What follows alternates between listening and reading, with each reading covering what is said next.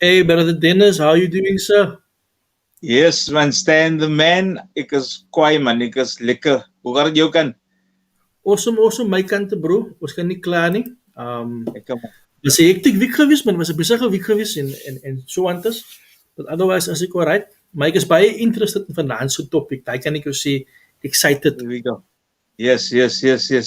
Now it's been a busy week for me also from my side, Stan. Ja. Die topic het eintlik deur die week gedra. We had an interview with Caroline Peters on Ja. MST Community Radio on Thursday, and then Friday we had Andre Schaffer.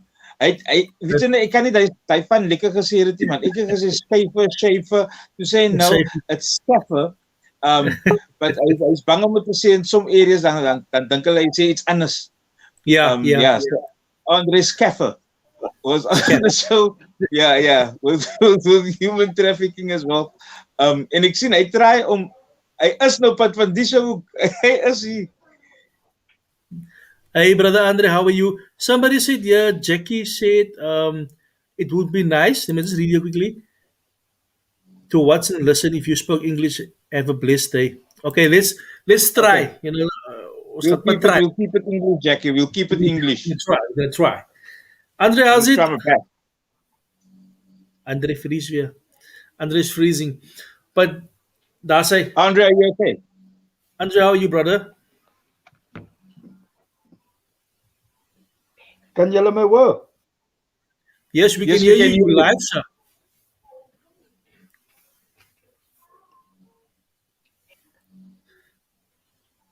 Can you hear Alright. us?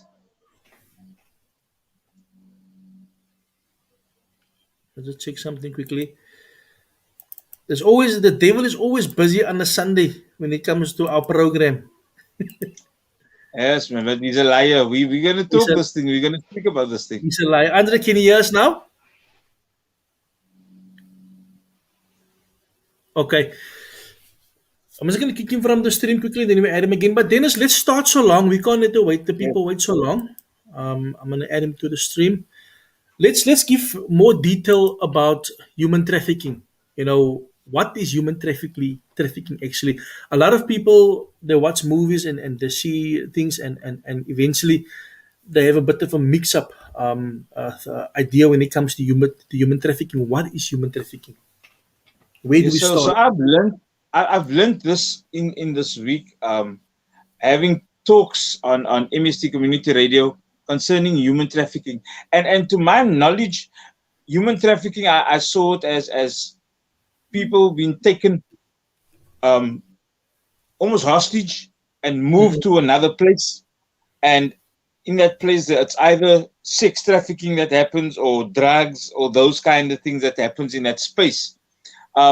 And then I was taken back to Taken, the movie, and how Taken how they show human trafficking of these girls going to another country, and the person that's picking them up was not actually the person that had to pick them up, and now they get involved with other things.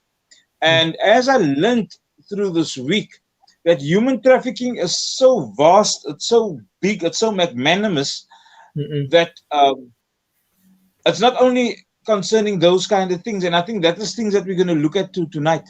To look at some elements of human trafficking that we are aware of now, that it will be mentioned, but we weren't aware of it before.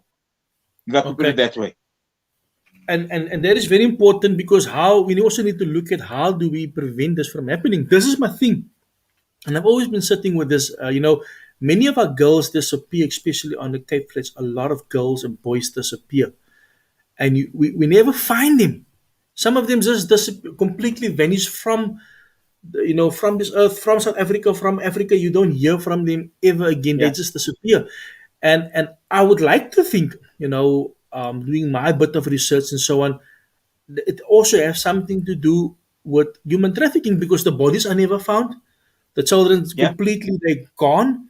Where do they go to? Because this seems to be a market, like you mentioned, where there's a lot of money involved. There is also a lot of power because this is what I want to bring to your attention. To kidnap somebody and to take that person or that people out of the country means you obviously have connections somewhere because those children or that woman or youngsters, they need to be exported via a boat or something. So there is higher powers involved here. This is something where there's people involved with money. You obviously need money to take people from let's say Cape Town and take them Yeah. overseas, and that is maybe something we can maybe explore a bit. Yes.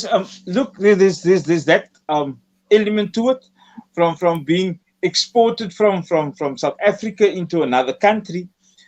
But then there's also within our country where we take the people from the rural areas and we bring them into the suburban areas, and we Mm, use them as maids, we use them mm, as sex slaves, we use mm, them as some people to work in our kitchen, to make food and those kind of things. We take them out of the rural areas and we don't pay them.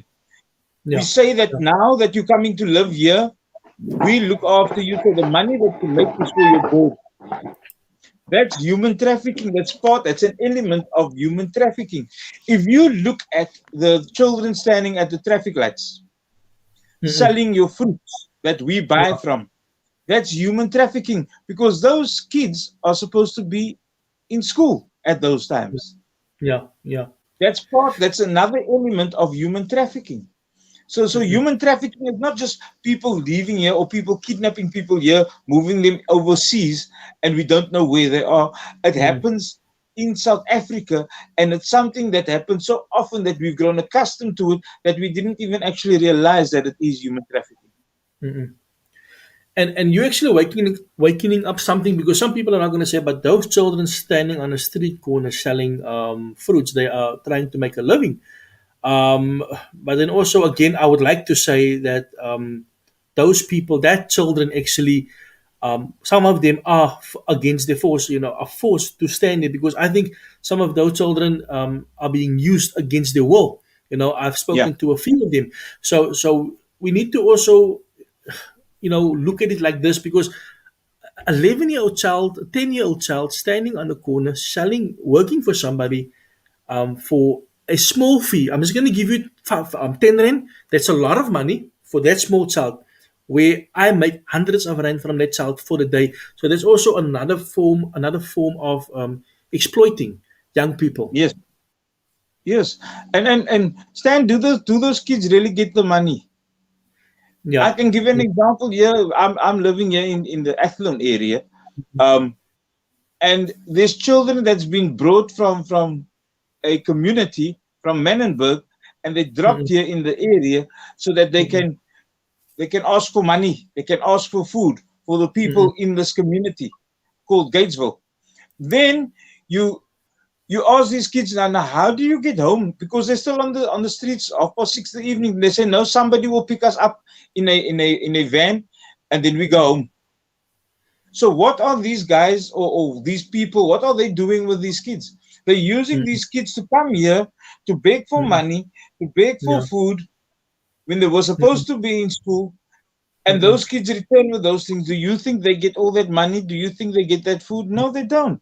So it's no. become a lucrative business to do human trafficking in front of everyone in our sides, because now we feel sorry for these kids, right? They're asking you for food, and who are we to turn a child away? Yeah. Exactly. But now, what Exactly. happens with that food? What happens with that money? And yes, we give it Mm, from a good heart. So we say whatever they do with the money, that's their thing. mm-mm, But the mm-mm, people that's using these kids, they're using these kids as human traffickers. mm-mm. And actually touch on a very important point there. A lot of these guys, and I've seen it over the years, they will send these children in, and the mothers also, to go ask for food, and they will get tons of food. They will get clothing and stuff, and that stuff will be sold again. There's even a case where those people come from other provinces or other areas, and they come to Cape Town. I've seen this many times. The auntie will come and back in the day also, they had this Vask, and if you give old clothing, you're going to get the Vask or something. But that clothing is going towards, the money is not going towards those people that's walking around, is going towards that person that is operating that, or that syndicate. As I would say, it's a syndicate, because they're using these people to make money. And Yeah. I think that is something that we need to also look at. Who is protecting these people? Yeah, there's a lot of there's a lot of research done in this as well. As we spoke to Caroline Peter, she's got a wealth of knowledge around this, and unfortunately she couldn't make it tonight because she's ill. Mhm. Um, Yeah. but she said there's so many research that's gone into this. There's so many programs that have been set aside to deal with Mhm. these kind of things, but the limitations of funding for it keeps Mhm. us away from these kind of things. That we Yes. can't exploit it further, that we can't educate even further. Mhm. So the Yes. education that we have is but the bare minimum of it. Yet there Mhm. is material available to have this distributed, to have this shared, to have it facilitated by people Mhm. that are qualified and that have been Mhm. upskilled to facilitate this. But there's Mhm. no backing of money to provide the Mhm. material to do these kind of things from government side. Mhm. I am gonna go to the comments now. I'm gonna give over to Brother Andre. Andre, just you also have been very active this week studying the topic and doing a bit of research. Just give us your point on human trafficking.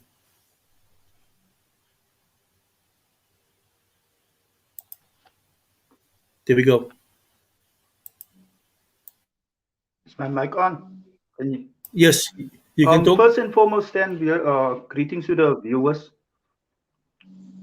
greetings to everybody. I was amazed at my level of ignorance. I've spoken to Dennis them on Friday because I honestly didn't realize what human trafficking is, or what I thought it really was until I listened to that lady, Auntie Caroline, on Thursday afternoon when she mentioned the different forms of human trafficking. And for us to put out it with the sexual exploitation. Now, like Dennis mentioned, now there's also the forced labor, the street begging, forced military, the organ selling, children even being sold for adoption, and then there's also the forced marriages. Now, these are the 7 different types of trafficking that Auntie Caroline spoke about. And Stanley, honestly, when I heard she mentioned it, I thought to myself, wow, how ignorant haven't I personally been for so many years? Because many of these things that she mentioned, we see on a daily basis. But do we see it as human trafficking? No. Because again, because of our ignorance, we don't know what a certain thing is. And we are only used to what mainstream media tells us. So if we don't see this as being whatever mainstream media tells us, we don't see us as being serious. Right here within the town center, Mitchell's Plain, I live literally 5 minutes away from the town center. These kind of things are happening, you understand? But again, because of our ignorance, we remain silent. After speaking about this on Friday afternoon, a lady in our church told me about a 12-year-old girl, a 12-year-old girl from Menenberg. Friday, she told me, that was gang raped by I don't know how many men, taken, kept in a house for 7 days. And they did to this 12-year-old girl just what they wanted to. Again, it happens in Menenberg. It is just here around our corners. And these things, Stan and Dennis, have become normal, man. And that's the thing. When society treats these kind of things as being normal, it happens. And as long as it doesn't happen to people that I know personally and that I love, then it becomes okay. And that is why I've mentioned, and I told the girls, again, let's say girls, if they are grown women, I'm going to mention their names again just because people need to be made aware. I have a 6-year-old Stan. My girl is 6 year old. But I also have a 18-year-old or soon to be 18-year-old boy. And I have a 12-year-old as well. And the reason why I am vocal is because my boys can be the perpetrators one day. You understand? And because we're not aware of these kind of things, yes, we can do in our homes. But at the end of the day, we only know our children when they are in our house. But the thing that my boys need to understand and know is that if you are the perpetrator, as your father, I'll be the first one to take you to prison. You understand? Because I don't want this to happen to my girl, and because I don't want it to happen to her or my neighbor. If you are guilty of this thing, as your dad, I will bring you to the book because too many people are getting away with these things then because of this whole ignorance thing. We don't know what our rights are. We don't know what we can do or must do. There's places like Auntie Caroline explained to us where we can go for help if need be. But the thing is this, in many cases, Dennis, we spoke about this yesterday. We come to places, courts and stuff, then the professional makes us feel very stupid because they expect us to know what they know. So they send us from pillar to post. And if we go and break the case, they expect us to know what they know. So they send us from pillar to post. Why cases are not being laid? They come to the police station, the policemen don't know how to help them. Many a times the police don't even understand us. Understand? And it is not an issue of race or anything, but it's just that there's not. I don't think the police or these people are equipped to deal with situations or cases like this. Like with that girls now, they're telling them yes, it's human trafficking. But when they come to the police station to lay a charge, they say, but you don't have enough evidence to make a case against this man. Now this is why Yeah, perpetrators will continue to get away because the justice system don't help us. And if we yeah. go and Andre, make the cases, Dennis, dan is daar nie help vir ons mense nie. Mm-mm. yeah. Andre, we're gonna come to that case because I don't think the viewers know what case we're speaking about. So we're gonna talk about that case Yeah. that you're talking about now. But again, that wealth of knowledge that Caroline shared with us, it's fantastic. I mean, the seven human trafficking that she taught us or that she shared with us, it's deep. It's about you about organs being Mm-mm. donated on the black market. It's Mm-mm. about the forced marriages. That's human trafficking. These things are categorized as human trafficking. Um, Mm-mm. she spoke about a case here in Rylands of a lady that got other ladies into to make food that she can sell, and it was forced labor, Yeah. and that forced labor is known as human trafficking.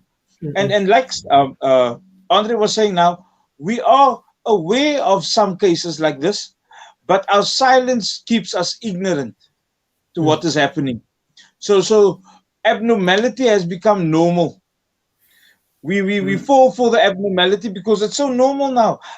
Everything that's negative, we've grown accustomed to. Mm-mm. Even human trafficking. We see these children standing at robots and we buy from them. It's Yeah. normal. Mm-mm. Ons vra nog altyd, we still ask for a discount on it also, but That's it's right. normal. That's right. Yes. It's normal for us. Mm-mm. So so Mm-mm. so we even exploit as well.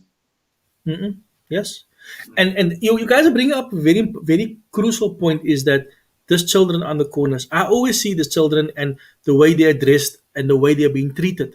Then like, in a time like this, we're living in 2021, where these youngsters are standing. I mean, if you go down the road here, where they sell fish, I love a cook fish. They are selling fruits and stuff, and some of them are getting a little amount of money. But this is also what I want to say. I was also there many years ago, but we didn't see it as human trafficking. I went to go work for a fruit and vegetable place. I was 11 years old because my mother and father wanted to keep me out of trouble. So they sent me to this fruit and vegetable place. But you know what? That time it was like we were to teach our children, discipline, and we would send them to go work, which is actually also sort of exploiting our children. And I'm sorry to say that. And we are the sole providers of our house. We need to look after our families. I understand it's difficult. I understand there's times where we don't have, but we are allowing actually our children, to be used against their will by other people. We don't know what trauma these people are just instilling on our children. Now we're sitting with a bigger problem because with human trafficking, there's obviously a lot of trauma as well that these victims are actually building up. So that's another avenue we need to look at. You're so right there, Stan. You're so right. And it's strange how all these menaces in society are interlinked. How human trafficking plays a role in gender-based violence because it's interlinked. Due to human trafficking, there's violence happening. That person that's sexually exploited, that's breaking their rights.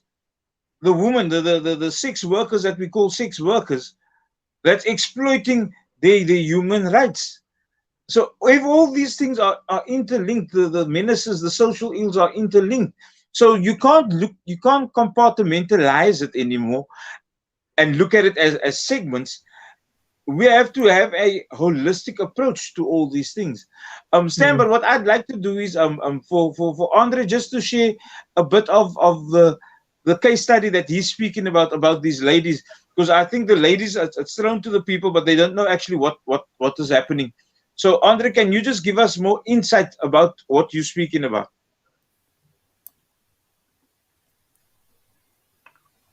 Stanley, I'm speaking about the ladies that was on your show a few weeks ago. Could be more than a Mm-mm. month now. And with their rights and with their permission, they've given me the right to mention their names, like Michaelan Warner, Sante Davids, even Cameron Peterson, the boy, and all these, and there's many others that were with him. Now, again, I love the church and I love pastors and I love what many pastors are doing within our areas, in our communities. But for some reason, there are a few rotten apples, man, that are exploiting people, that are using again because of ignorance. My people, they perish because of a lack of knowledge, because of our ignorance. These men of God has come into the church and infiltrated the church with their nonsense. There's no other way of putting it. And has literally come and forced their way on many of our people, and especially youngsters. So she left. Two of the girls spoke about leaving varsity to go and sell biscuits. You understand? And again, when I listened to the story, for me it was just a normal case of people being exploited. I didn't see this as human trafficking. But then I spoken to somebody and said, look here, but this is human trafficking borderline. This is borderline on human trafficking. Again, then those ladies went and they went for counseling. After first session with the counselor then mentioned this is human trafficking. Now the first person I spoke to, and the counselor had no idea what the conversation was all about. So when the counselor mentioned it to me, that is when alarm bells started to ring, because it's the second person now saying that this is human trafficking. And that's why I went and I read up, yay, what is human trafficking? And again, when I saw the forced labor, when Auntie Caroline spoke about that to Indio, some of them were told to go and sell biscuits against their will. They were told to leave varsity school even to go and sell biscuits because they believed with all their hearts they were doing what God wanted them to do. And then upon further reading, I discovered that even this apostle, that very same church, was brought before a police station or that questioned him concerning child labor a few years ago, because some of the girls that were selling, or some of the people that were selling, had to be in school. So we kept them out of school to sell biscuits. And again, again, I'll say, I asked this question, and I'll continue to ask it over and over again. Why were the leaders, especially religious leaders within the area and around, silent when these girls were allowed to do these things? Stanley, I remember when I was on school still, man, primary school. You know, here in town center was a game shop strike zones. And if they caught us at the game shop during school hours, then they would send us, hey, go home, you understand? These things weren't allowed, but now these girls were doing it, but because they were doing it under the banner of the church, it was okay. And also because of the name of the church, they were exploited even more, because people will buy because they see a cross somewhere. You understand? No, we are doing this for our church, and now people are buying. They don't really like the biscuits, but they will just buy because they want to support. It's for a good cause. But at the end of the day, these girls were exploited. When that lady spoke about being left in a room to only eat dry bread, I cried because this is 2021, man. You understand? We must Mm. long, like what, 20 odd years away from apartheid. What is different to this, Stanley, than the DOP system that they used to do with the farmers. You understand? Because literally they had to work for their food for the day. He mm, convinced them to look here. Why do you want to go and work for a boss where you're only gonna get X amount for a month?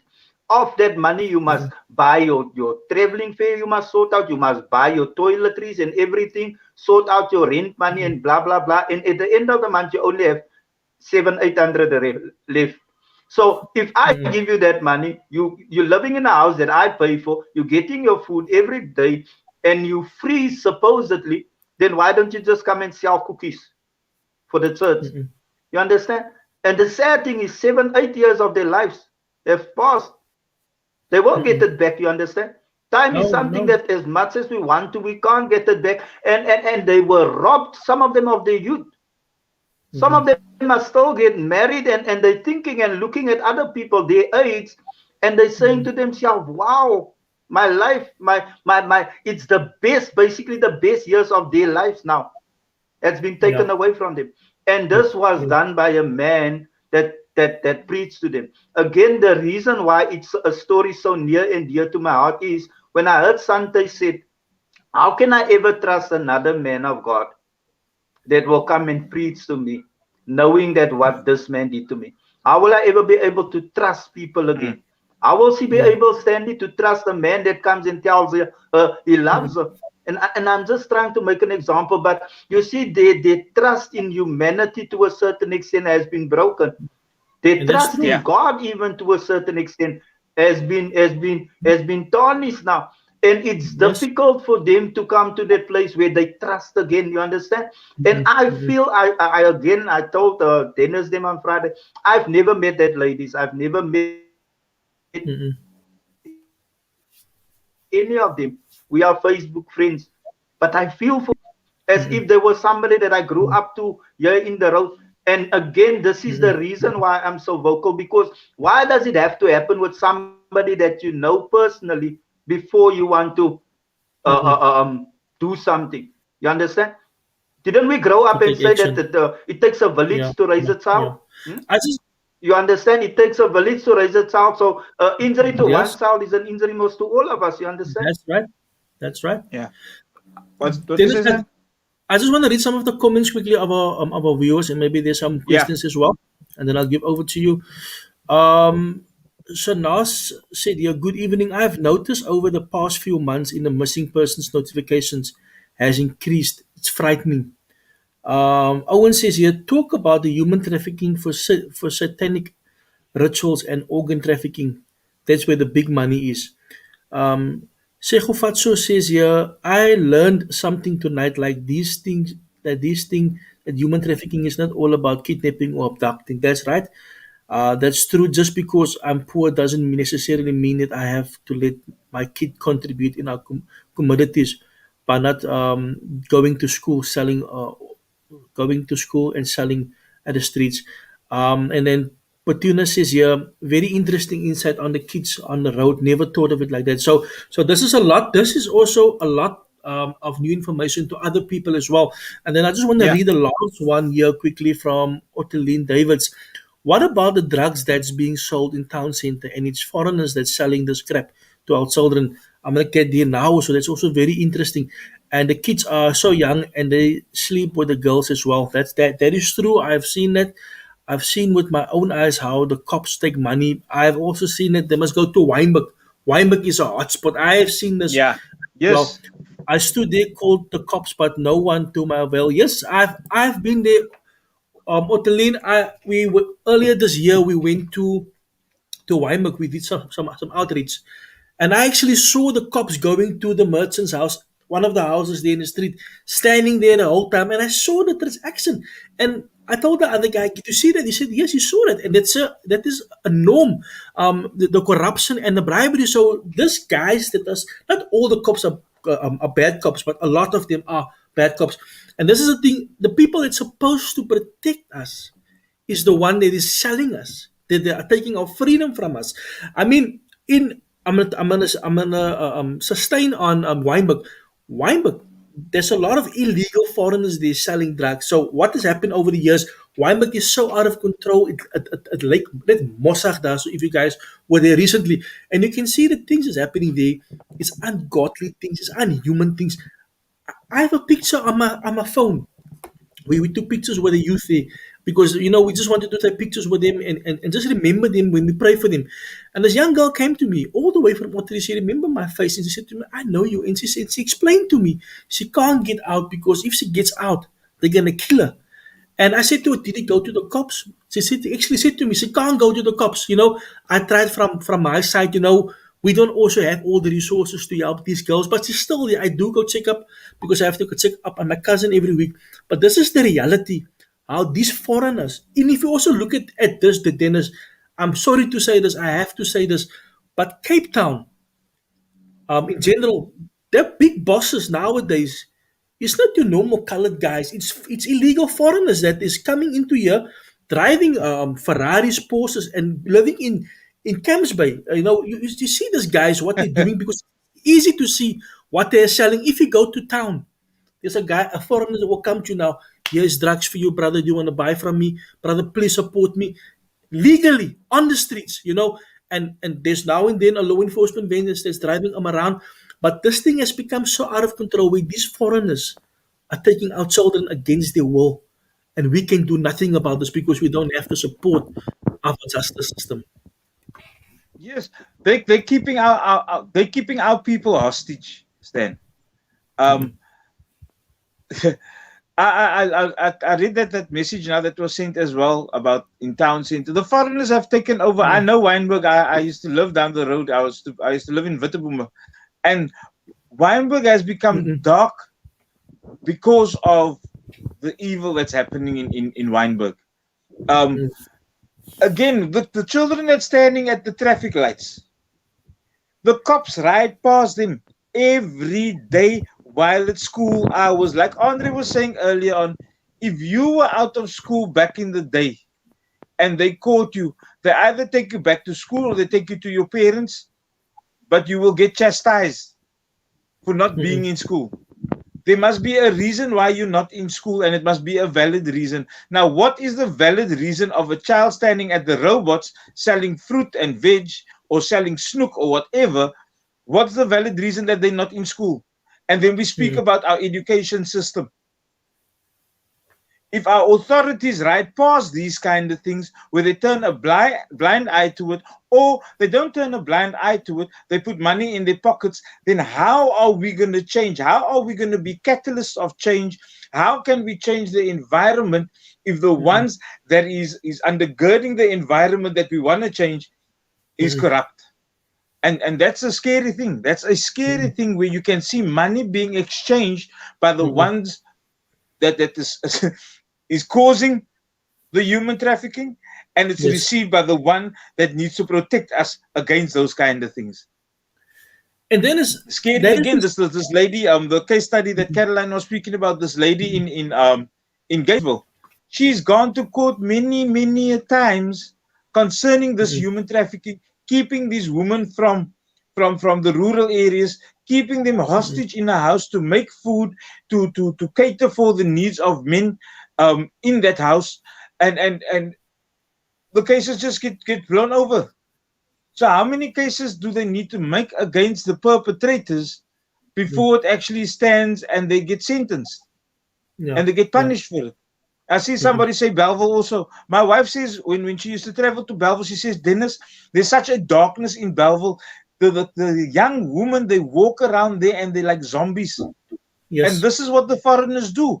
They That's right. I'm gonna make up a word. They zombinize our women. They put them in a state of them not understanding or knowing who they are. So when you even if you walk past them, you can see they're not in a normal state. And that Yes. state is not the drugs. Mm-mm. That is a state and it's a cry for help, but they don't know how to cry for help That's right. anymore. Because if they do it, like you said, Stan, these perpetrators will sort them out. And unfortunately, the protectors will probably stand with the perpetrators as well. And that's a sad state of affairs that we find ourselves in. And that is why I say abnormality has become the norm of our society. Mm-mm. And then is you are so right. We you say that our women are crying out to us, man. This whole, if I just look at the areas where I work in, it's a mess. It's a darkness. It's, these children that are now, that are now selling stuff on the street. And then there's people that will tell you, because I've spoken to them last year. Some of them will later end up homeless. This is what actually, because they can't go back into society, because that dignity has been taken away from them.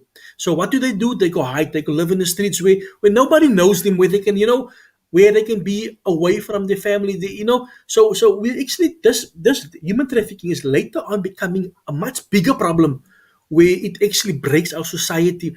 And I'm sorry to say this. I don't always want to bring color into this, but I look at my people, man. I stand for my people, for colored people, man. If you look at all these children on the streets, mostly of them are colored people. If you look at mostly of these colored women on, in Weinberg, if you look at them in Tafels, in town center, in the CBD, it's colored women. It is like, remember that this is also a type of slavery where they are actually using our people. So I remember we have been thrown. It is a much deeper rooted thing. We've been thrown on the Cape Flats because some of us come from the slaves, right? And now it's a good way to abuse us. Even when you work for a boss and your boss underpays you, that's also a form of human trafficking. They're using you, and you're getting a minimum salary, and these are things we are supposed to build our society. But if this is the things that is actually keeping us back from going forward, from changing our paradigm, how are we supposed to look forward, to changing things on the Cape Flats, if these things are in place and keeping us back? Yeah, human humanity has been taken over by um, a need to want to have something, and it's been exploited by those that see the need and they take advantage of it. So they make false promises. They give you a false sense of living, of Mm-mm. receiving, and once you in it, it's too late to get out of it. So That's all right. those things that have been promised, they overpromise and they underdeliver. That's what they Mm-mm. do. So when you're in it, you can't get out of it, Mm-mm. because it's almost like you committed. And now there's a shame that comes with it as well. If you look at somebody coming from a rural area, Stan Mm-mm. and Andre, they come from a rural area. They're saying, this is what's been promised to me, right? I agree. I'm going to receive this.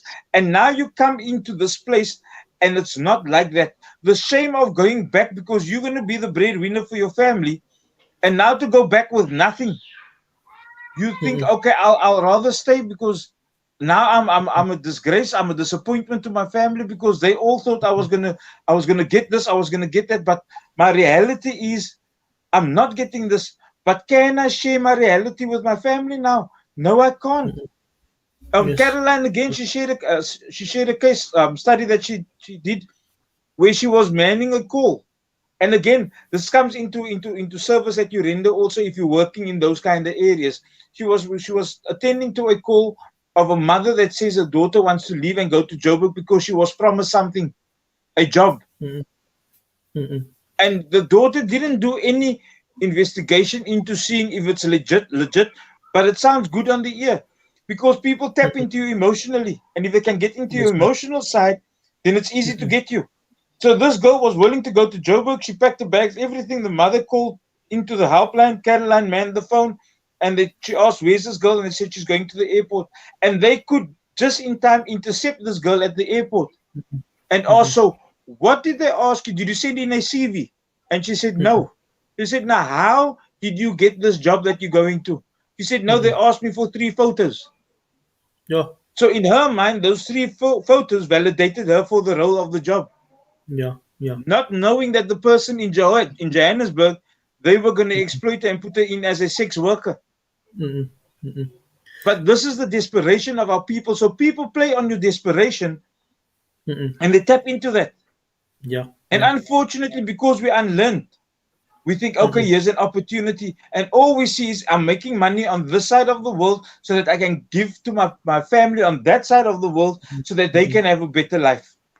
That is right. But then it's too late for you to get out because now they got a hold of you and they're not going to let you go. You're going to be in a room, in a house Mhm. where they give you a piece of bread if you're lucky, and you will Mhm. do what they say you must do, or they will drag you to do what they want you to do. That And is it.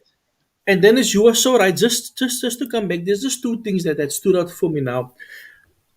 A lot of the upcountry women, they come down to come stay in Cape Town and they work for certain households. Now we all know, what's happening there.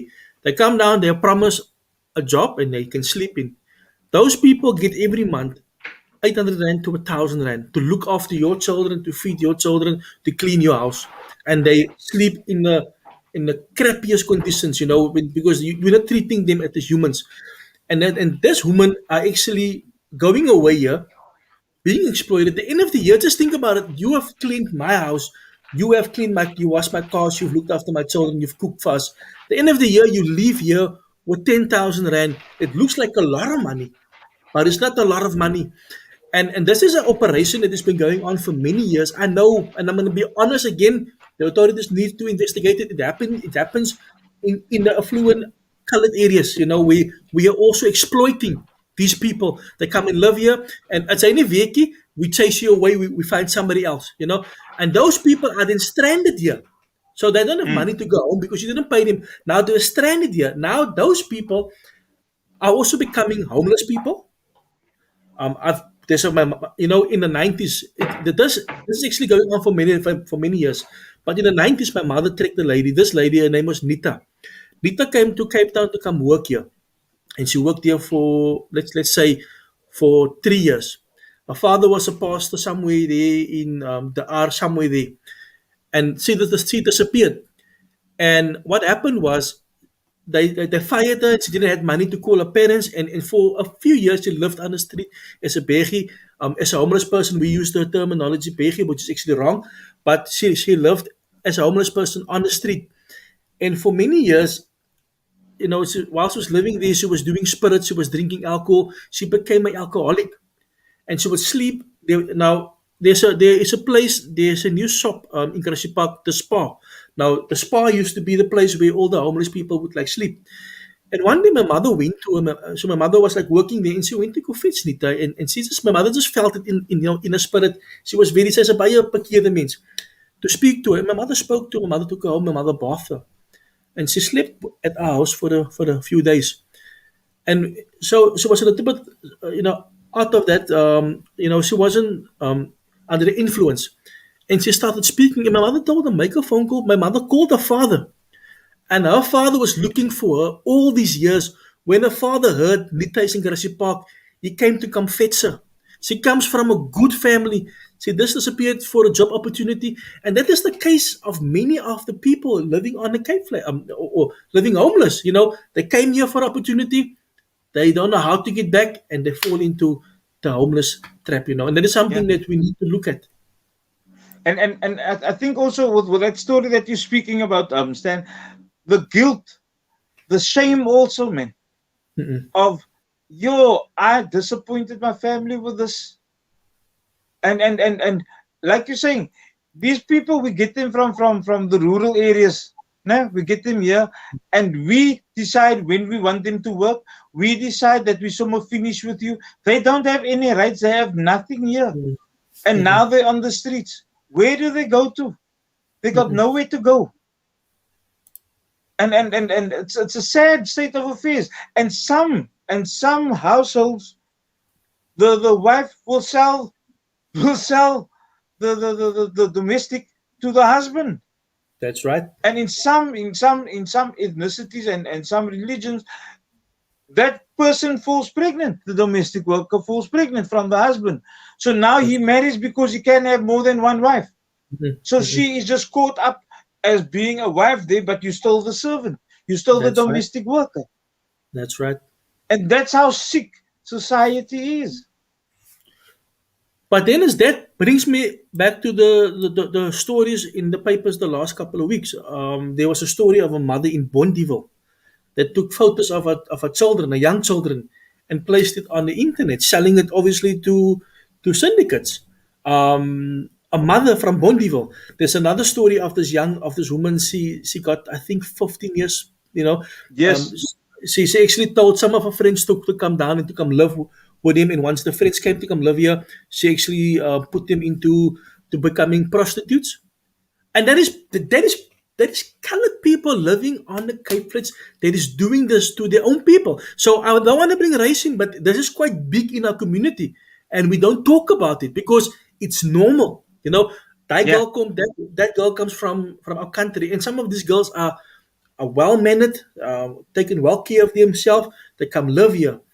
Once they come here, their lives are being destroyed by greedy individuals, and now they have to make money. Because remember, if you bring 4, 5 of those girls up here, up country, and you start a little business along the side, even those people, some of them, even you will actually find them they have to clean the house, they have to look after the children, and they have to help in the business. They are being exploited. They are not slaves. Yeah. That is human. I mean, that's the new slavery that we have now. That's the new norm. Ons alles is was nou new norm. That's a new norm also. Modern Yes. slavery. Modern slavery, it equates to human trafficking. Mm. It's exploiting it's exploiting a person's right to live. Mm.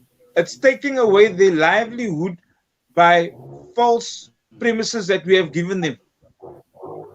I mean, you're saying somebody's coming to work for you to look after the kids, to cook for you, but now you have to work in the business as well, and that's Mm. incorporated into your salary, which you have to Yeah. deduct because you're sleeping there, you're using electricity, you're using Yeah. the water, you're eating the food. Then what are Mm. you left with to go home with? So 10,000 is even too much, Stan, at the end That's of the right. year, That's right. because they won't even have that 10,000 because all those other things were deducted. So it's almost like you living there to pay them, yet they've employed you to look after them. Andre, thank you. Welcome back, my brother. Do you want to add something, Sure, Andre?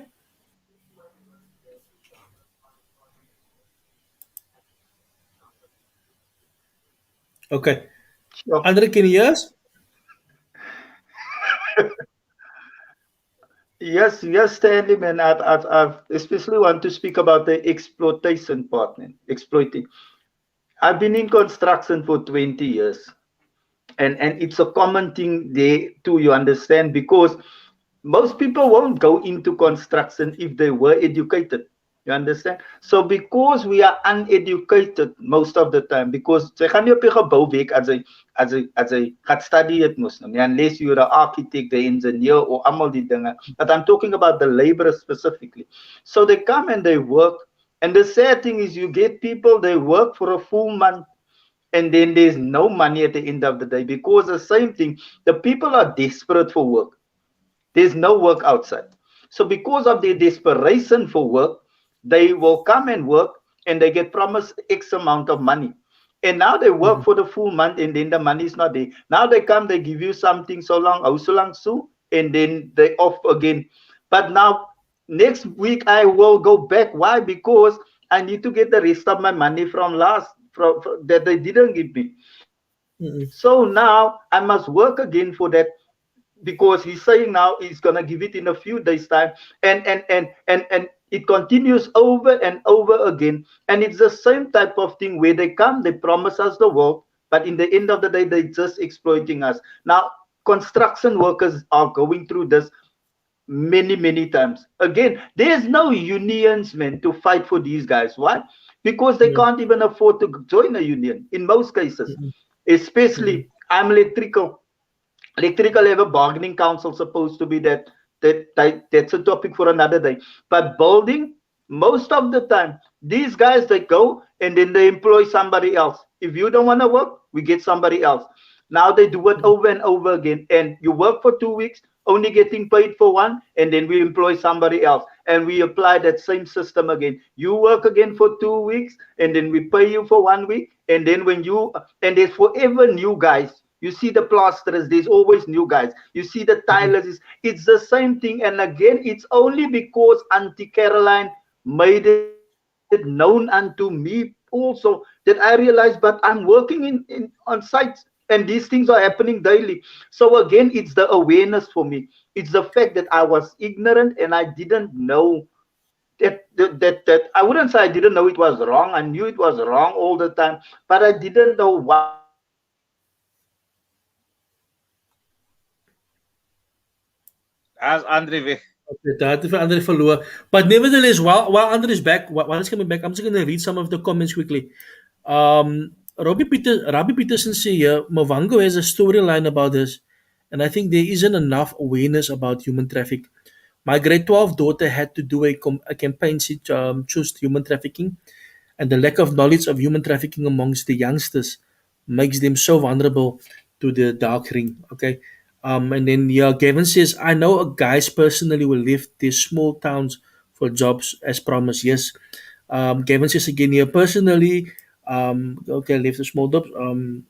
Was promised jobs in Cape Town, Port Elizabeth. Those guys work for gangs now as hitmen now. Now listen to that also. That also contributes to the gang violence on the Cape Flats. And then Yeah. this is what Rabi says here. Not just working in the business. Some girls have to go to the granny's house in the auntie house, sometimes to do 2 to 3 times a month, and they have to go work there. So that is really unethical. It is not human, and it's still happening. It seems so normal, that the slave trade is still running very much strong in our communities. Young girls coming from some of them didn't even finish. I've many years ago I've heard of guys of men looking for somebody to help their wives, and then obviously you have a list of requirements. Can I get a young girl? She must look pretty. She must come and help my wife. I don't want anybody here. When that young girls come down to Cape Town, that young girl becomes his personal slave and also have to do sexual favors for him, and that is the reality. At school. So I went to Grassy Park, guy, and I always used to hear how my friends used to talk. That the maid and I did this, and you never thought of it. But eventually one of them were caught.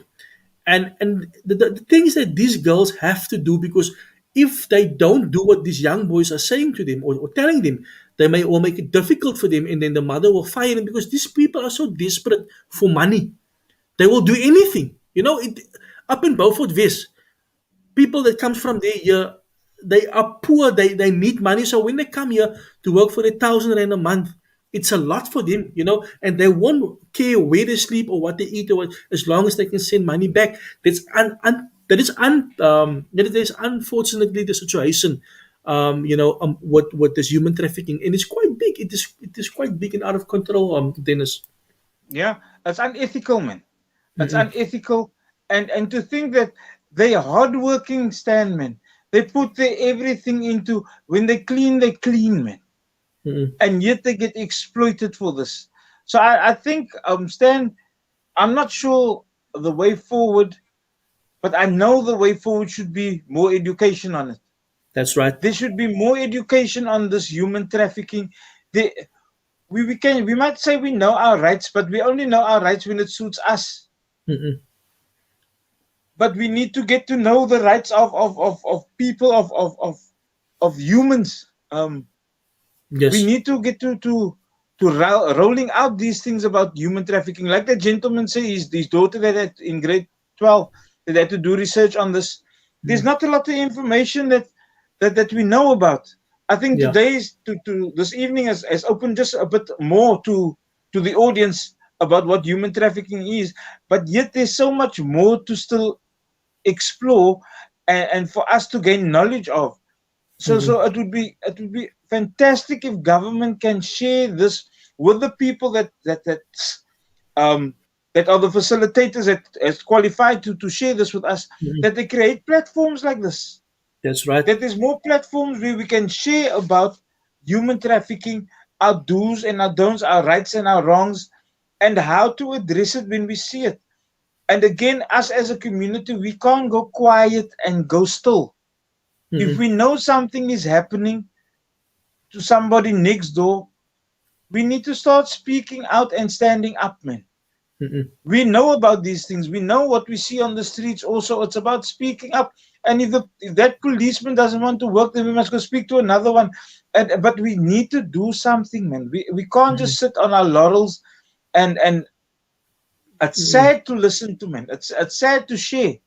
And that this is a reality that we're dealing with.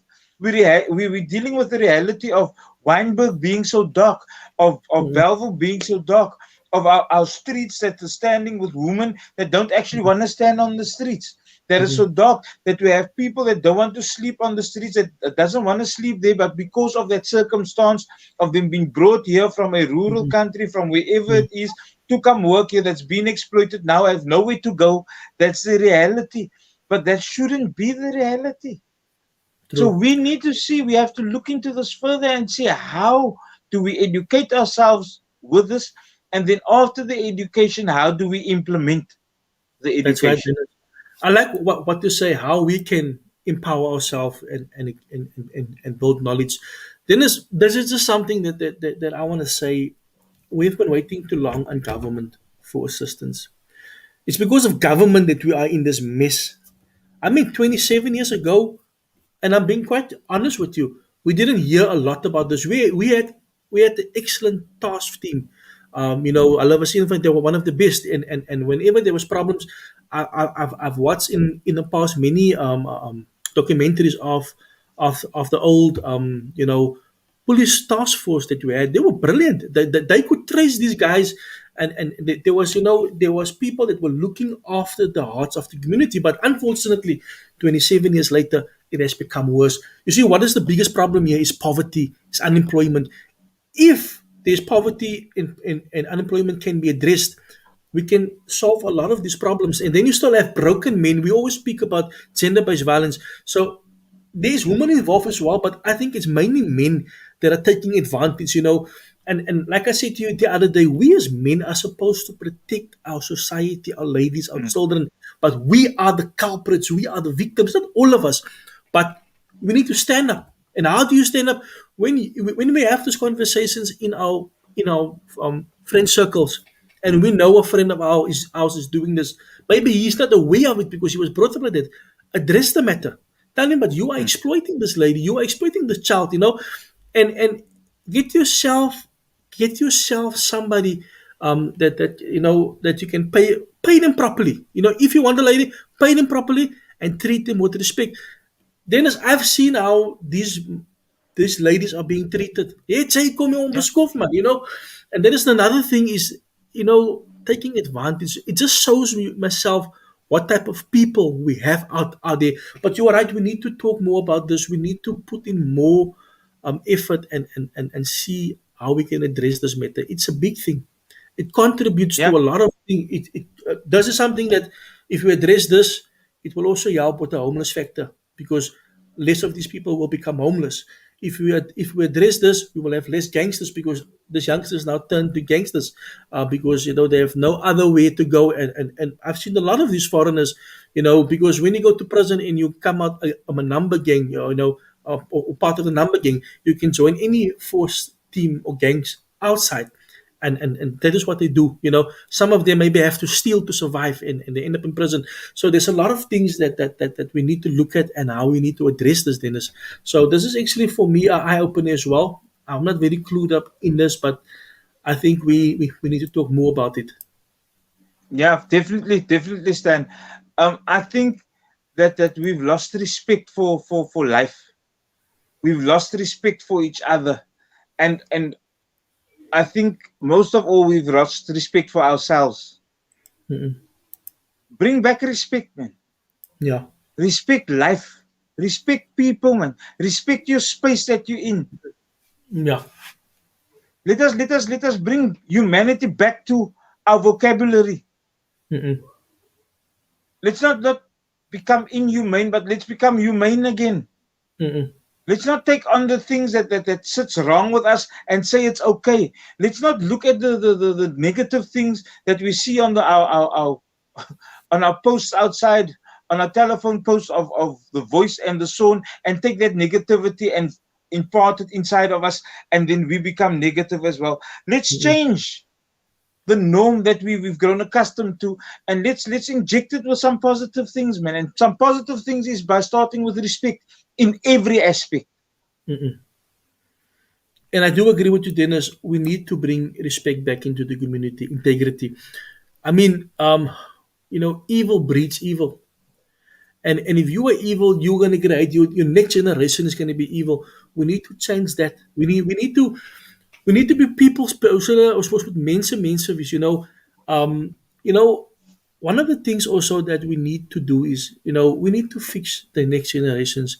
And how do we fix that? By teaching our children, because our children are the next generations. Their children will be their next generations. So we need to fix our community by fixing our families. Dennis, this was a brilliant topic. Thank you so much for highlighting this. And there's so a lot. And I'm gonna go read up more. I am not clued up on this topic, but it's something that we need to do, and we need to bring this back, to the platform. We had experts that they couldn't make it to a night, so me and Dennis took the opportunity to talk about a little bit that we know. But Dennis, I feel that we need to do more, and maybe we can look into this topic in the next couple of weeks, as we Yeah. do grow this platform on a Sunday evening. Yeah, thank you, Stan. I hope that with us talking about this, that it unearths some more Mm. knowledge around human trafficking, um, Yeah. and what we are facing actually in our society, in our communities, and that it maybe just sparked a bit more of an awareness about Mm-mm. human trafficking as well. So, Stan, thank you for the platform. For those that have been listening and that's been commenting, thank you for your comments, and let's keep this going, and let's see how we can be catalysts of change in our communities, in our homes, in society as well. Thanks, Stan. That is so true. Thank you, Dennis. And then also, I just wanna comment here on Owen and Rabi. They mentioned Bird Island. So a few years ago, there was a book that came out, and we should actually do research on it. I read a bit of the book, and there was a lot of stories people said, but it's not true. Some said it's true. But this is maybe something that we can look into. We have to look into this. The other thing is this. There was. I want to believe also. Like somebody mentioned now, human trafficking didn't also start now. There is in the old government also there is documentaries, and evidence and videos that I saw. It's on YouTube. It's on Netflix. I think there's a movie how ministers in the old government would actually kidnap girls and send them overseas. They would disappear. They would disappear. So this is quite a big topic, and as we uncover it, there were more things will come out. But it will, it's not a lot of people come up with conspiracy theories, but there's a lot of evidence that proves that there's people. You like I said earlier on, you need to be have money because it costs money for people to start these operations. So this is quite a big thing, but we will get into it. I don't want to talk too much because ek gaan my mond verby praat. Ek ken nie te veel nie. But thank you so much, Dennis. It's much appreciated. I just want to read the last comment. I said I'd like to a part of this. We do about this. I have lots of time.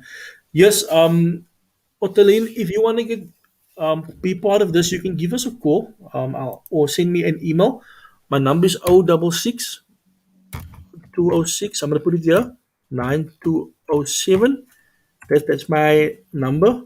You can contact me, please, if you guys want to be part of this. If you guys want to like Dennis always say, we want to get the community involved. We want to share knowledge. So if you guys can give me a call, or WhatsApp message. Actually, WhatsApp message is actually better, or email me at info@capeflatstories.co.za, and let's unpack this and see where it ends up and where we get to, because that's the only way we can bring awareness. And how do we prevent this from happening? Keep your children safe, look after your children's interests, look after your family. Be be vocal about this. Educate yourself, and with that we can stop human trafficking. Dennis, thank you so much once again, brother. It was much appreciated. And thank you for the listeners, and for the viewers that joined us tonight. Thank you so much, guys. Have an awesome evening. Cheers.